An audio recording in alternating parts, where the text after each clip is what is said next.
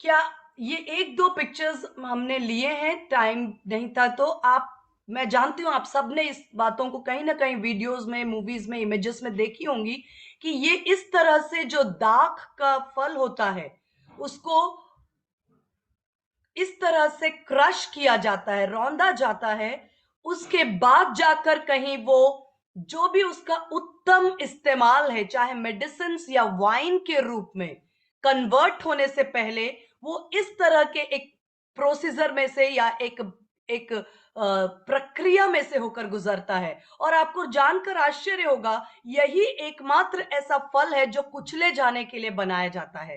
This is the only fruit raised to be crushed. ये एकमात्र ऐसा फल है जो कुचले जाने के लिए और क्रश किए जाने के लिए, रौंदे जाने के लिए इसका जो इसे पैदा किया जाता है। लेकिन इसके इस प्रक्रिया के बाद ये अपने उस पदार्थ में कन्वर्ट हो जाता है, बदल जाता है, जिसके लिए इसे इतना कठिन जो सिचुएशन है।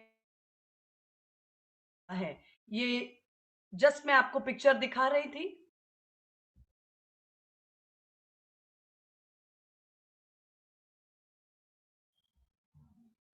Thank you. आप परिचित हैं उससे, लेकिन जब आपने देखा होगा तो आपको कहीं ना कहीं आपको महसूस हुआ होगा कि जो बाकी फ्रूट्स होते हैं उनको कितने आदर के साथ और बहुत अच्छे से बेस्ट प्लेट्स में सर्व किया जाता है, लेकिन ये एक ऐसा फल है जो कुचले जाने के लिए ही। और परमेश्वर ने आपके और मेरी तुलना जो है, यूहन्ना 15 अध्याय, मैं आपके लिए पढ़ती हूँ, यूहन्ना 15 अध्याय में, जो डाली मुझ में है और जो फलती है उसे वो छांटता है ताकि और फले। जो डाली मुझ में है और नहीं फलती उसे वो काट डालता है, लेकिन जो डाली फलती है। आप सोच रहे हैं कि मेरे जीवन में ये काटने का या क्रशिंग या ये प्रूनिंग एक्सपीरियंस क्यों है? क्योंकि आप फलवंत हैं। एंजॉय। क्योंकि आप फलवंत हैं। आप फलवंत हैं, आप फ्रूटफुल हैं और आप अधिक फल लाएं। परमेश्वर आपको प्रमोशन के अंदर लेकर जाना चाहते हैं। आप अपने आप से कह सकते हैं, मेरा परमेश्वर मुझे प्रमोशन के लिए तैयार कर रहा है। मेरा परमेश्वर मुझे प्रमोशन में लेकर जाना चाहता है, क्योंकि आप फलवंत हैं। आप बैरन नहीं हैं। आप निष्फल नहीं हैं। आप निष्क्रिय नहीं हैं। आप फलवंत हैं। इसलिए परमेश्वर का वचन कहता है कि आप छांटे जाते हैं ताकि आप और फलें। फलवंत होने और अधिक फलवंत होने के बीच में जो प्रक्रिया है, कांटे और छांटे जाने का, वो सीजन जो है वो आसान नहीं होता, वो पेनफुल होता है। लेकिन यदि इस कठिन सीजन में अपनी आंखें यदि आप यीशु पर लगाएं, और जैसे मैंने कहा कि कई बार उसके तरीके हमें समझ में नहीं आते, लेकिन उसके चरित्र पर हम भरोसा करते हैं। जब when we don't understand his methods we trust his character। वो हमारा समय होता है जब हम हियाव बांधकर तैयार रहते हैं। और एक वचन आपके साथ मैं पढ़ना चाहूंगी कि यदि आपको लगता है कि आप एक बहुत ही टफ और डिफिकल्ट टाइम में से जा रहे हैं, या आपको लगता है कि आप एक ब्रोकननेस का अनुभव कर रहे हैं, टूटापन, जिसको कई बार मैं आपको सच बताऊं, जो हमारे अनुभव होते हैं उसको शब्दों में रखना मुश्किल होता है, क्योंकि वोकैबुलरी या शब्दों में इतना जीवन नहीं होता जितना हमारे अनुभव में होता है। लेकिन हम उसे सीमित बातों में कह सकते हैं।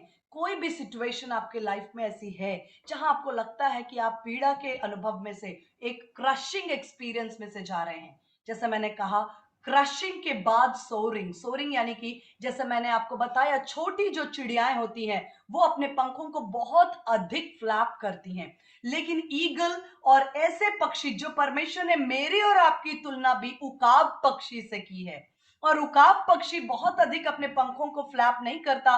उसका नेचर है, उसका स्वभाव है कि वो बहुत अधिक ऊंचाई पर जाकर एक वर्ड यूज करते हैं, थर्मल्स। थर्मल्स का मतलब हीट करंट। जब ऊंचाई पर जाने पर वार्म एयर, हवा गर्म होती है, और वो गर्म हवा की वेव्स या लहरों पर वो अपने आप को ग्लाइड या राइड करता है।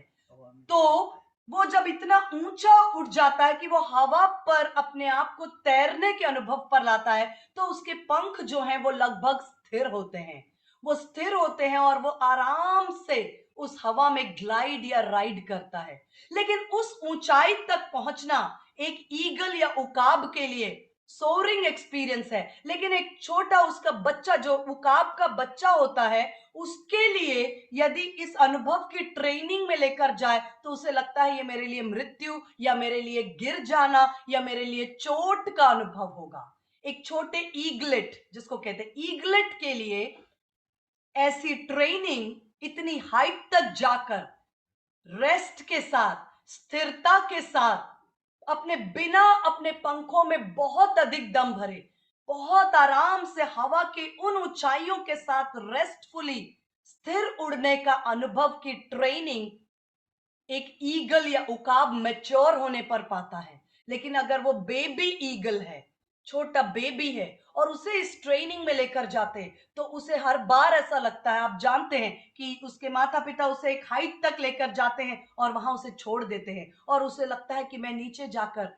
जमीन पर गिरकर मेरा काम खत्म हो जाएगा। लेकिन वो जमीन पे पहुंचने से पहले ही उसके माता पिता उसे अपने पंखों पर उठा लेते हैं, फिर एक नई ऊंचाई पर ले जाते हैं और फिर वहां उसे छोड़ते हैं। फिर वो अपने नीचे आने लगता है और फिर उसे पंखों पर उठाते हैं। इस ट्रेनिंग के दौरान एक समय आता है जब वो अपने पंखों के अंदर रही सामर्थ्य को समझता है, जो बेबी ईगल है, अपने पंखों की सामर्थ्य को समझते हुए, और फिर वो उड़ान भरता है और वो धीरे धीरे मैच्योर या परिपक्व होता है और वो ट्रेन हो जाता है उन ऊंचाइयों तक पहुंचने के लिए। जैसे मैंने कहा, क्रशिंग, कुचले जाने का अनुभव, और सोरिंग, इनके बीच में एक प्रोसेस है। और बिना प्रक्रिया के हम प्रॉमिस तक नहीं पहुंच सकते। क्रशिंग और प्रॉमिस के बीच में एक प्रक्रिया है, और ये प्रक्रिया, आप विश्वास करें कि यीशु मसीह ने जैसा कहा है कि जीवन और पुनरुत्थान मैं हूं, और हम एक कुशल हाथों में हैं परमेश्वर के। एक वचन मैं आपके साथ बांटना चाहती हूँ, भजन संहिता 51 का 7, साम 51:7। मैं कुछ बातों को आपके साथ इस समय उत्साह करने के लिए बताना चाहती हूँ कि यदि आप सोचते हैं कि मैं अकेलेपन के दौर से गुजर रहा हूं या गुजर रही हूं, या एक ऐसी पीड़ा जिसको आप किसी को एक्सप्लेन नहीं कर पा रहे हैं, या एक ब्रोकननेस, एक कठिन समय में से आप चारों ओर अंधकार, चुनौती और संघर्ष दिखता है, और आपको लगता है कि मैं किससे या किस परिस्थिति के का जिक्र मैं किसी से नहीं कर पाता, ऐसे सिचुएशन के अंदर मैं आपको एक बात बताना चाहती हूँ। जब आपको अपने आसपास कोई नहीं दिखता, आपको लगता है कि मैं अकेली हूं या मैं अकेला हूं, यदि आपको लगता है मेरी सहायता बहुत दूर है, मेरे लिए मेरी मदद बहुत दूर है, कौन मेरी परिस्थितियों को समझ पाएगा, कौन मेरी इस सिचुएशंस में मुझे उठाएगा, क्योंकि कई बार आप लीडरशिप की पोजीशन में होते हैं, और जब आप लीडरशिप की पोजीशन में होते हैं उस समय हर कोई आपके साथ अपनी पीड़ा को बांटता है, लेकिन आपके लाइफ में जो चल रहा है आपको लगता है मैं किसके साथ बांट सकता हूं। और आप एक ऐसे जगह पर आते हैं, आपकी हो सकता है आप अपने फैमिली में लीडरशिप के स्थान पर हैं, जहां पर आपके भाई, आपकी बहन, आपके बच्चे आपके साथ अपनी प्रॉब्लम्स शेयर करते हैं, लेकिन आपको लगता है कि मैं अपनी बातों को किसके साथ शेयर करूं। कभी कभी लगता है कि मेरे आसपास कोई भी नहीं। लेकिन मैं आपको बताना चाहती हूं कि ये वो टाइम होता है जब परमेश्वर आपके सबसे निकट होता है, क्योंकि जो मैंने बताया कि दाखरस का जो उत्तम दाखरस बनने की जो प्रक्रिया है वो बहुत महलों में नहीं होती, वो बहुत ही पीड़ा के स्थान पर होती है। और जब आप उस परिस्थिति में हैं, सबसे करीब, यदि आप खोज रहे हैं कि कौन है मेरे मेरे आसपास, कौन मेरा रिश्तेदार है, कौन मेरे भाई है या मेरे बहन है जो मेरी सहायता करेंगे, या मेरे रिलेटिव्स है या मेरे पेरेंट्स हैं, आप हाथ बढ़ाकर ढूंढ रहे हैं, लेकिन आपको लगता है यहां इतना करीब कोई भी नहीं जो मेरी बात को समझ सके। परमेश्वर कहता है जितनी करीब कोई नहीं पहुंच सकता, उतने करीब मैं तुम्हारे साथ हूं, क्योंकि वचन में लिखा है, साम 51 का 7, साम 51 का 7, साम 51:7, मुझे ये टूटा हुआ मन परमेश्वर के सन्मुख बलिदान है, ये वचन 51,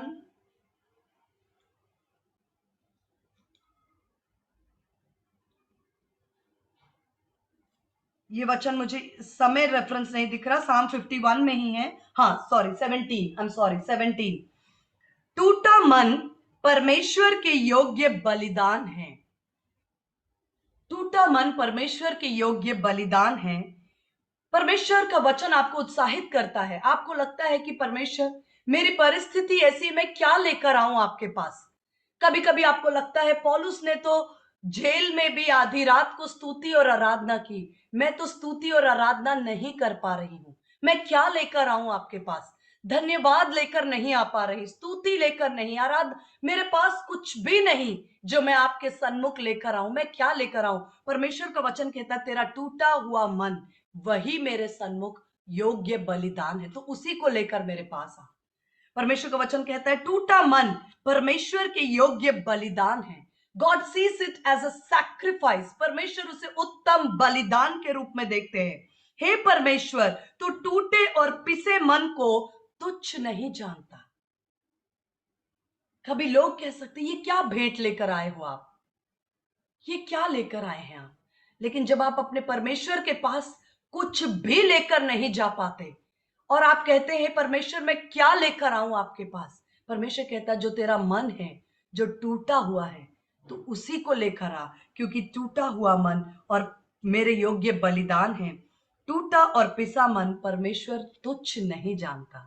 परमेश्वर आपके इस कंडीशन में आपको परमेश्वर तुच्छ नहीं जानता।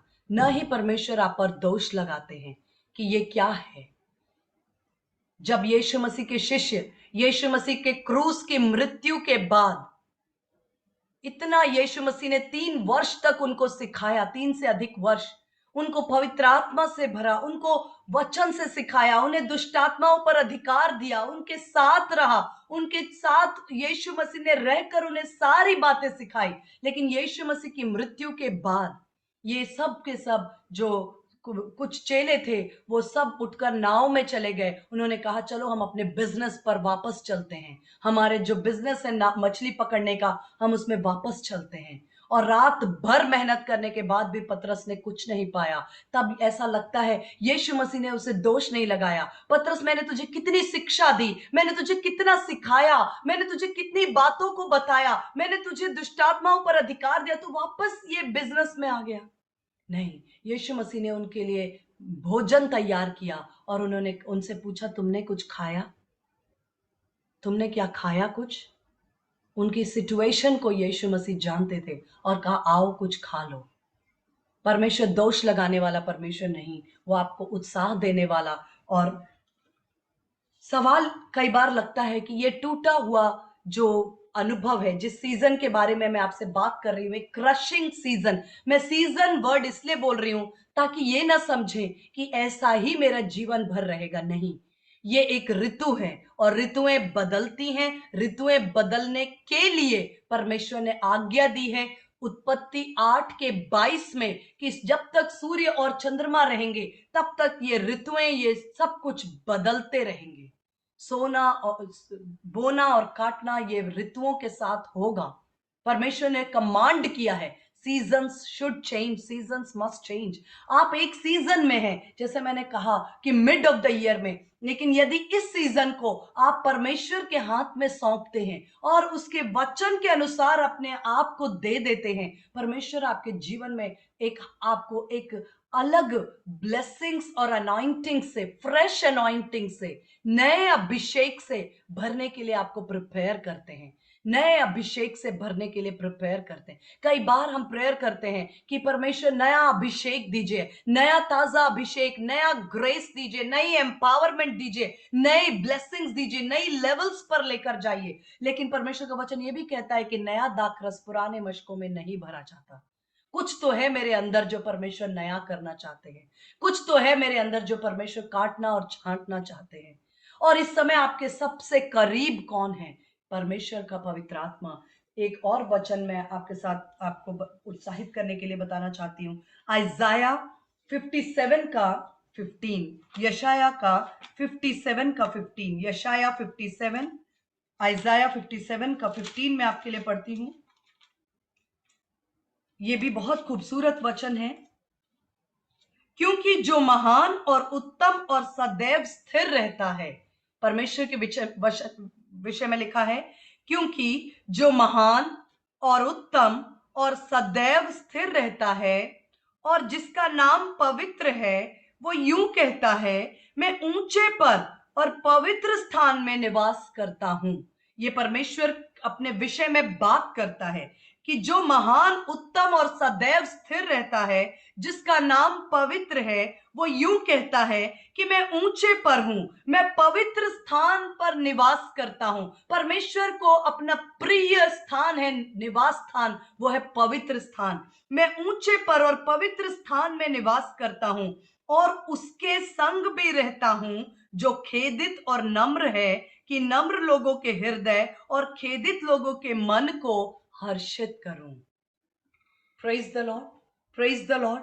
परमेश्वर का निवास स्थान ऊंचा है, परमेश्वर का निवास स्थान पवित्र है, वो अति महान है, वो स्वर्गों के स्वर्ग में रहता है, वो स्वर्गदूतों के बीच, वो सिंहासन पर विराजमान परमेश्वर है। लेकिन उसका एक निवास स्थान और भी है, और वो है, और मैं उसके संग भी रहता हूं जो खेदित है, जो नम्र है, नम्र लोगों के हृदय और खेदित लोगों के मन को मैं हर्षित करूं।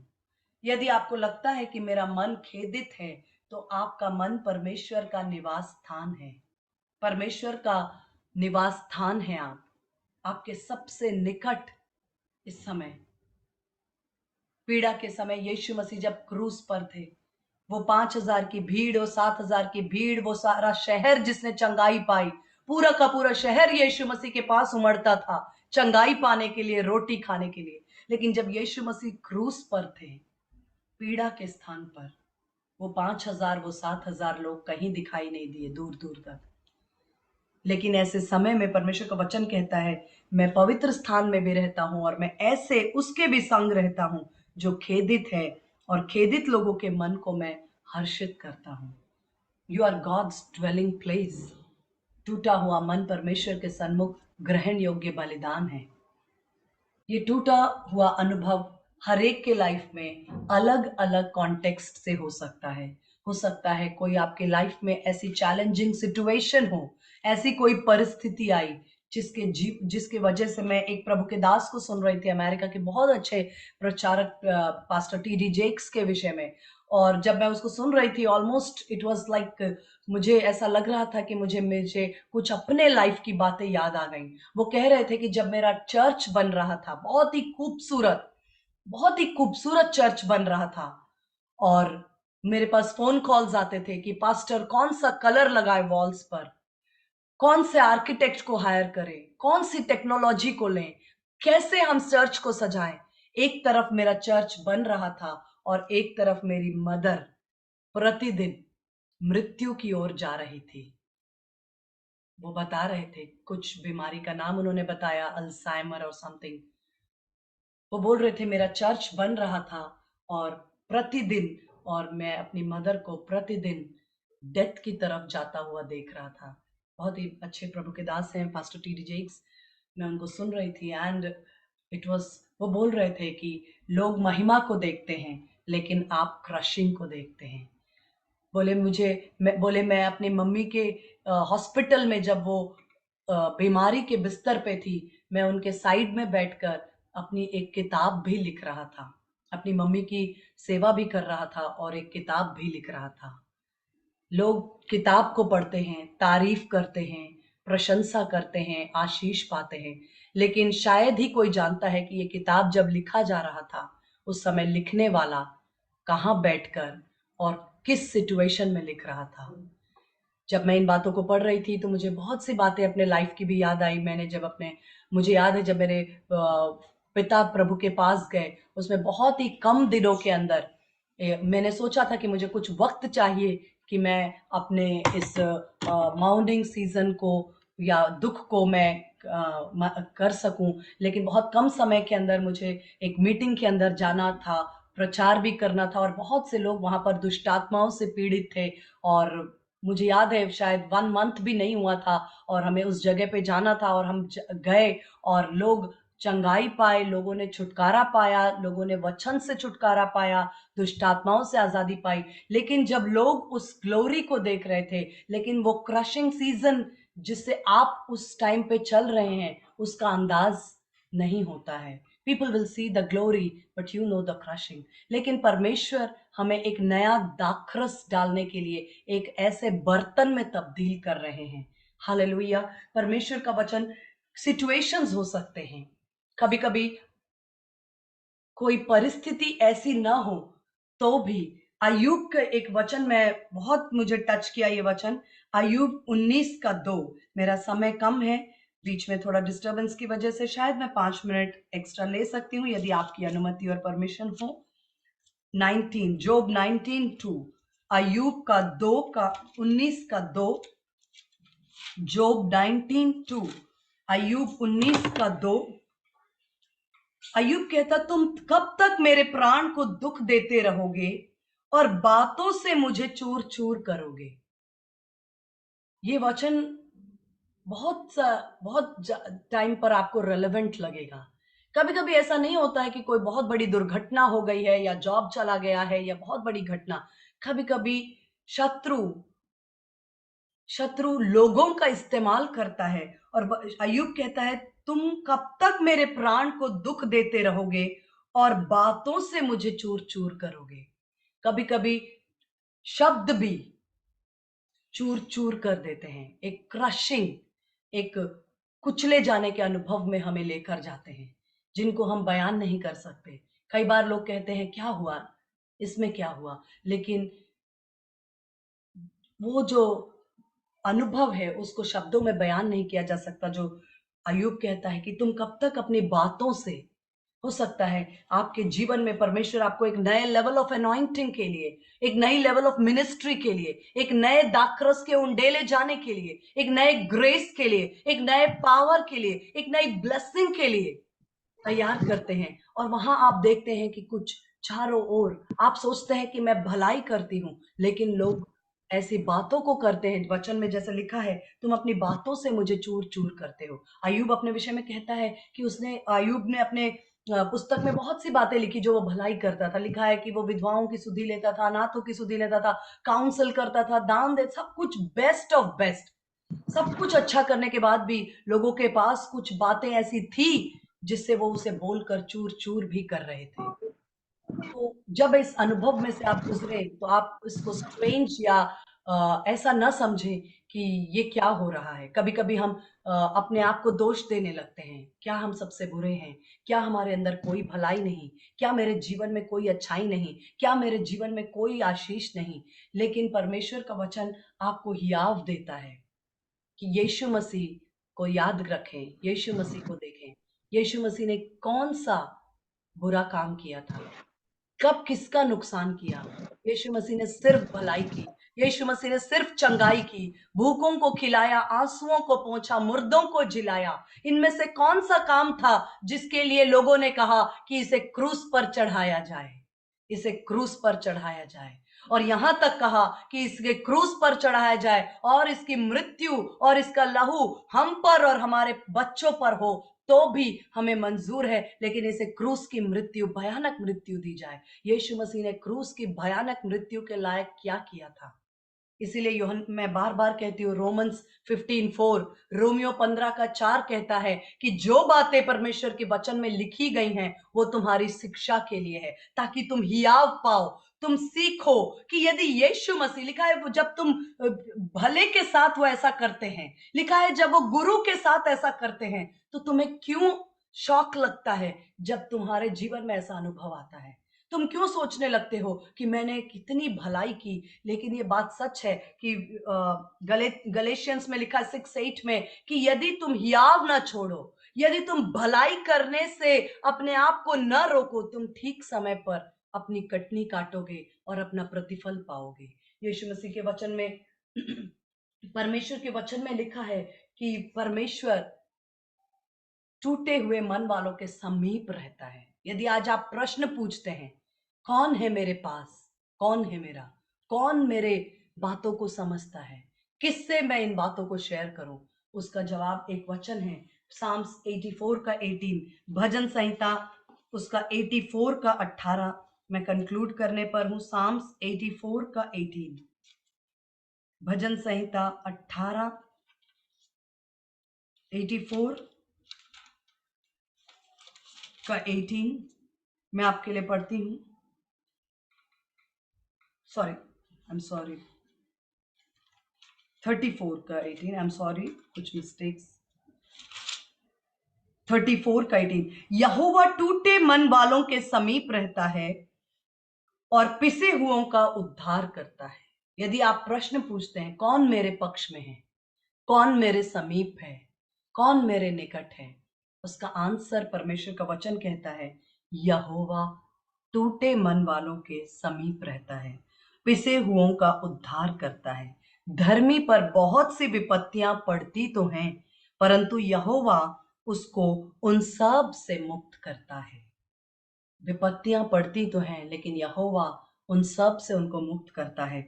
यहोवा आपके समीप रहता है। यदि आप एक क्रशिंग सीजन के अनुभव से जा रहे हैं, जैसा मैंने कहा कि यदि आपके जीवन में एक ऐसी ऋतु में से आप होकर गुजर रहे, ब्रोकननेस के अंदर जा रहे हैं, जहां पर आप भलाई के लिए और आपको बातों से चूर चूर किया जाए, या आपको सिचुएशंस आपके सामने, आपकी ऐसी परिस्थितियां या कोई घटनाएं आपके लाइफ में, कोई बीमारी, कोई संघर्ष, कोई बात के द्वारा शत्रु आपको ऐसा लगता है कि सब कुछ खत्म हो जाएगा, लेकिन हियाव बांधे, क्योंकि वचन में लिखा है जब परमेश्वर आपके संग है, आपका विरोधी कौन हो सकता है। अपना नाम लेकर कहें कि यदि परमेश्वर नीलिमा की ओर है, उसका विरोधी कौन हो सकता है। यदि परमेश्वर नैना की ओर है, उसका विरोधी कौन हो सकता है। यदि परमेश्वर सीमा सिस्टर की ओर है, उसका विरोधी कौन हो सकता है। आपका शत्रु हारा हुआ है और बहुत ही शीघ्र परमेश्वर आपके कदमों के नीचे उसे कुचलवाने पर है। बहुत ही शीघ्र शांति का परमेश्वर आपके शत्रु को आपके पैरों से कुचलवाने पर है। सिर्फ एक काम करना है, कठिन समय में एक काम करना है। मुझे एक बहन है जो इन दिनों बहुत पीड़ा में से होकर गुजर रही थी। उन्होंने कॉल किया और बोला कि मैं दीदी, मुझसे प्रार्थना भी नहीं हो रही है और मैं वचन भी नहीं पढ़ पा रही हूँ। मैंने कहा वचन नहीं पढ़ पा रही हो, कोई बात नहीं, इस समय दोष ना लगाएं। कई बार लोग कहते हैं कि तुम कुछ नहीं, कि तुम वचन ही नहीं पढ़ोगी तो कहां से शांति मिलेगी, तुम प्रार्थना ही नहीं करोगी तो कहां से छुटकारा। नहीं नहीं मेरे प्रियो, वचन में लिखा है कि जब कोई एक गिरता है तो दूसरा उसे उठाना चाहिए। यदि कोई खुद गड्ढे में है, वो अपने आप बाहर नहीं आ सकता, उसे जरूरत है कुछ बलवंत हाथों की, भुजाओं की, जो उसे खींच कर बाहर लाए। मैंने कहा आप बाइबल नहीं पढ़ सकते, कोई बात नहीं, ऑडियो बाइबल है, आप घर में चला लो। अपने कमरे में चलाने में, अगर वो बहुत पीड़ा में से होकर गुजर रही है, तो मैंने कहा अगर आपको सुनने में तकलीफ हो रही है, आप दूसरे कमरे में चलाओ, अपने साइड के माइल्डली अपने वातावरण को पूरी तरह से परमेश्वर के वचन से भर दो। और वो कहीं मैं प्रार्थना नहीं कर पा रही, मैंने कहा हम प्रार्थना करेंगे। सिर्फ हम कनेक्ट होते हैं और प्रार्थना करते हैं, वो शांत रहती है। कभी कभी वो बहुत पीड़ा में होती है। हमने हम कहाँ गलत हो जाते हैं, जब कोई कहता है हम प्रार्थना नहीं कर पा रहे, हम दोष लगाते हैं। तुम प्रार्थना नहीं करोगी तो कैसे ठीक होगी, कैसे फिर तुम छुटकारा पाओगी। हमें समझना है, वो कभी कभी ऐसे सिचुएशंस होते हैं जब अंधकार की सामर्थ इतनी बल से उतरती है। इसलिए परमेश्वर ने हमें जोड़ा है एक टीम के रूप में, कि यदि कोई कहे कि मैं प्रार्थना नहीं कर पा रही, उनके साथ कनेक्ट हो जाइए और आप प्रार्थना करिए। वो कहती मैं प्रार्थना सुनना चाहती हूँ, अटेंड करना चाहती हूँ, मैं जानती हूँ इसी में मेरी छुटकारा है, लेकिन मैं नहीं कर पा रही हूँ। And we connect and we pray. सिर्फ मैं प्रेयर करती हूँ वो सुनती है, मैं प्रेयर करती हूँ वो सुनती है, जस्ट दिस मच। मैंने कहा वचन नहीं पढ़ सकते, ऑडियो बाइबल चलाओ घर में। और इस प्रोसीजर से वो बहुत अपने लाइफ में स्टेप बाय स्टेप एक छुटकारा, एक डिलीवरेंस के अंदर एक छुटकारे में चल रही है, एक डिलीवरेंस। दिन प्रतिदिन दिन प्रतिदिन दिन प्रतिदिन वो एक बेहतर होती जा रही है। एवरीडे सेंस में मैसेज की मैं बेहतर होती जा रही हूँ। और हमें ये युद्ध आपका, मैं हमेशा एक ही बात कहती हूँ, आपकी नींद आपका भाग है, आपकी रोटी है, आपकी शांति आपका भाग है, आपका विक्ट्री आपका भाग है, आपकी चंगाई आपका भाग है, आपकी विजय आपका भाग है। ये सब आपका पोर्शन है, आपका अधिकार है। और धर्मियों के भाग पर दुष्टों का राजदंड बना नहीं रहेगा। इस वचन को डिक्लेयर कर दीजिए, चंगाई मेरा भाग है, प्रतिदिन की रोटी मेरा भाग है, मेरे बच्चों का स्कूल फीस मेरा भाग है, मेरा बिजनेस मेरा भाग है, मेरी शांति मेरा भाग है, मेरा हेल्थ मेरा भाग है, मेरे जीवन की आशीषें मेरा भाग है, मेरे रिलेशंस मेरा भाग है। और धर्मियों के भाग पर दुष्टों का राजदंड बना नहीं रहेगा। हम अपने भाग को लेकर ही रहेंगे, हम अपने भाग को रिस्टोर करेंगे। वचन में लिखा है, तुम अपने अपने कंफ्यूजन के कारण दुगने भाग के अधिकारी किए जाओगे और जय जयकार के साथ तुम निकलोगे। हालेलुया। अपने तंबुओं के स्थान को चौड़ा करो, अपने भाग के अधिकारी हो जाओ। परमेश्वर, ये सीजन आपके जीवन में हमेशा नहीं रहेगा। यदि आप छांटे जाते हैं, आपने अपने आप को नम्र होकर परमेश्वर के हाथ में सौंप दिया, प्रभु मुझे कुछ समझ में नहीं आ रहा, मेरे जीवन में क्या हो रहा है, बस मैं एक बात जानती हूं कि ये मेरा जीवन, ये मेरा मन, ये मेरा शरीर, ये मेरा आत्मा, मेरा भविष्य और सब कुछ आपके हाथ में है। आप स्वामी हैं, आप प्रभु हैं, आप लेकर चलिए। मुझे कुछ समझ में नहीं आ रहा, आप भला परमेश्वर है, मैं ये बात जानती हूं, और इसी बात को थाम कर, यही मेरा लंगर है, मैं आगे बढ़ती हूं। आप और आपका परिवार, अपने जीवन में आप विक्ट्री के लिए बने हैं और विक्ट्री आप अनुभव जरूर करेंगे। हालेलुया। जय के अनुभव में परमेश्वर आपको लेकर चलेगा। और यदि परमेश्वर आपकी ओर है, आपका विरोधी कोई नहीं हो सकता। वो आपके विरोध में युक्तियां तो कर सकता है, कोई भी हथियार जो आपकी हानि के लिए तैयार किया गया, उनमें से कोई भी सफल ना होगा। आप अपने क्रशिंग सीजन से बाहर आ जाएंगे, आप अपने कुचले जाने के पीरियड से बाहर आएंगे। लेकिन जब आप आएंगे, आप वैसे नहीं रहेंगे जैसे पहले थे। आप एक दाखरस, आप उत्तम दाखरस, एक ऐसा दाखरस जो राजाओं के सामने, प्रधानों के सामने उत्तम जीवन देने वाले मेडिसिन, उत्तम काम के लिए आप सर्व किए जाएंगे। आपको परमेश्वर नए अभिषेक से, नई ग्रेस से, नए विजडम से, नए एम्पावरमेंट से, नए लेवल्स पर लेकर जाना चाहता है। सारी बातें मिलकर आपके लिए, जो परमेश्वर से प्रेम रखते हैं, भलाई ही को उत्पन्न करेंगी। यदि आप विश्वास करते हैं तो कहे आमीन और आमीन। Hallelujah, hallelujah. इस समय मैं रिक्वेस्ट करूंगी मेरे हस्बैंड से कि छोटी प्रार्थना करें। आप सब प्रभु यीशु मसीह के नाम से अपनी आंखों को बंद करें। इस समय परमेश्वर के साथ कनेक्ट हो, होली स्पिरिट को धन्यवाद दें और अपने आप को परमेश्वर के हाथ में सौंपें और इस बात का डिक्लेरेशन करें कि मेरे लिए सारी बातें मिलकर भलाई ही को उत्पन्न करेंगी। ये मेरा सीजन मुझे तोड़ने के लिए नहीं, परमेश्वर मुझे बिल्ड कर रहा है। हालेलुया। नई ऊंचाइयों के लिए मैं तैयार हो रही हूँ। अपने मुंह को खोलकर अपने लिए, अपने परिवार के लिए इन घोषणाओं को करें और हमारे साथ प्रार्थना में हाँ और आमीन में शामिल रहें। प्रभु धन्यवाद करते हैं, यीशु मसीह के नाम से हम तेरे चरणों में आते हैं। प्रभु धन्यवाद करते हैं प्रेम पिता तेरे सुंदर वचन के लिए जो हम तक पहुंचा है। प्रेम पिता परमेश्वर, कोई भी बातें हमारी हानि के लिए नहीं है। प्रभु तेरा वचन कहता है जो कल्पनाएं मैं तुम्हारे विषय में करता हूँ वो तुम्हारे लाभ की हैं। प्रेम पिता हम धन्यवाद देते हैं प्रभु परमेश्वर। हालेलुया। हीरा बाला हंदा बाशा खरा हबा। कई बार हमें लगता है कि नाव हमारी डूब रही है और हम डूब जाएंगे, लेकिन प्रभु जब हम तुझे जगाते हैं अपने जीवन में, खुदावन तू आंधी और तूफानों को शांत कर देता है डांट कर। प्रेम पिता परमेश्वर हम धन्यवाद देते हैं प्रभु। हम लहरों से ना घबराएं प्रेम पिता परमेश्वर, लेकिन अपना ध्यान हम अपने विश्वास के कर्ता और सिद्ध करने वाले यीशु मसीह की ओर रखें, जो एक कुशल सिखाने वाला है। हम उस पर अपने ध्यान को रखें जो हमें कभी डूबने नहीं देगा। हम धन्यवाद देते हैं प्रेम पिता परमेश्वर आए हुए हर एक लोगों के जीवन के लिए। प्रेम पिता परमेश्वर तूने उत्तम काम किया प्रभु। हालेलुया। हम सबको संभाला है प्रेम पिता परमेश्वर, और ऋतुएं बदलती हमारे जीवन में प्रभु परमेश्वर। हम धन्यवाद देते हैं। और इखाबा शंदारा हबारा खदाबा। और लिखा है प्रेम पिता परमेश्वर, जीवन में सुख और दुख आते हैं लेकिन वो हमें आनंद तक पहुंचाते हैं प्रेम पिता परमेश्वर। और आनंद के खिलाफ में कोई दूसरी बात नहीं है खुदावन, क्योंकि तेरा वचन कहता है कि आत्मा के फलों के विषय में इनके विरोध में कोई भी व्यवस्था नहीं है प्रभु। हर सिक्के के दो पहलू होते हैं, लेकिन प्रेम पिता परमेश्वर उसके ऊपर भी प्रेम पिता परमेश्वर तू हमें उड़ा कर ले चलता है उकाब के समान। प्रेम पिता परमेश्वर हम धन्यवाद देते हैं प्रभु। Hallelujah, hallelujah, hallelujah. Thank you Lord Jesus. आत्मा के आनंद में, आत्मा के जगत में तू हमें ले चलता है प्रभु परमेश्वर। जहाँ सुख और दुख सबका आनंद है प्रभु, सब कुछ आनंद में बदल देता है प्रेम पिता परमेश्वर। हम धन्यवाद देते हैं प्रभु। तो हमें मन के जाल से ऊपर निकालता है प्रेम पिता परमेश्वर, हालेलुया। और प्रभु आत्मा के आनंद में ले चलता है प्रेम परमेश्वर, जो सदा बना रहता है। और ऐसी शांति हमें देता है प्रभु जो सारी समझ से परे है खुदावन। उसके लिए हम तेरा शुक्र करते, धन्यवाद देते हैं। हर एक सुनने वाले पर तेरी आशीष हो प्रभु परमेश्वर, इन बातों को समझे। और प्रेम पिता परमेश्वर, हर एक हृदय में ये वचन 100 गुना फल लेकर के आए प्रभु।